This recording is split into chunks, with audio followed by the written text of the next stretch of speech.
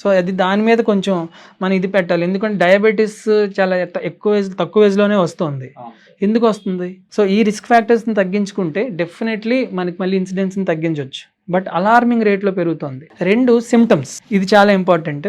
Symptoms ఏంటి అంటే అందరికీ తెలిసిన సిమ్టమ్స్, కాళ్ళు చేయి పడిపోవడం, మూతి పక్కకు లాగేయటం, ఫైన్, అందరికీ తెలుసు కాబట్టి ఈజీగా కనిపెట్టగలరు. చూపు సడన్గా నాకు కనిపించట్లేదు అంటే కనిపించట్లేదని వాళ్ళు చెప్తే ఓకే ఫైన్. సడన్ గా ఏదైనా ఎక్యూట్ గా సడన్ గా వచ్చిందంటే think as a stroke mimics అనేవి చాలా ఉంటాయి. షుగర్ డౌన్ అయినా, షుగర్ ఎక్కువైనా, ఈ ఇన్ఫెక్షన్స్ వచ్చినా రావచ్చు. బట్ దట్స్ ఓకే, అవన్నీ రివర్సిబుల్, మనం ట్రీట్ చేయగలం. బట్ ఒకసారి స్ట్రోక్ వస్తే కనుక ట్రీట్ చేయకపోతే డెఫిసిట్ అనేది లైఫ్ లాంగ్ ఉంటుంది. సో మనం ఎప్పుడు కూడా స్ట్రోక్ అనేది ఎప్పుడు ఆలోచించాలి, ఎక్యూట్ గా డెఫిసిట్ వస్తే. సో ఏమి మనం చెప్పుకోవాల్సిన ఇంపార్టెంట్ థింగ్స్ ఏంటంటే, పేషెంట్ మనం పిలుస్తున్నా సరే ఇంతవరకు బాగానే ఉన్నాయన సడన్ గా మనం పిలుస్తుంటే పలకట్ల, ఏంటి పలకట్లేదు, ఎందుకు ఎలా ఉన్నాడు, ఎంతవరకు బాగానే ఉన్నాడు, అసలు ఎటో చూస్తున్నాడు ఏంటి, థింక్ ఆఫ్ ఎ స్ట్రోక్.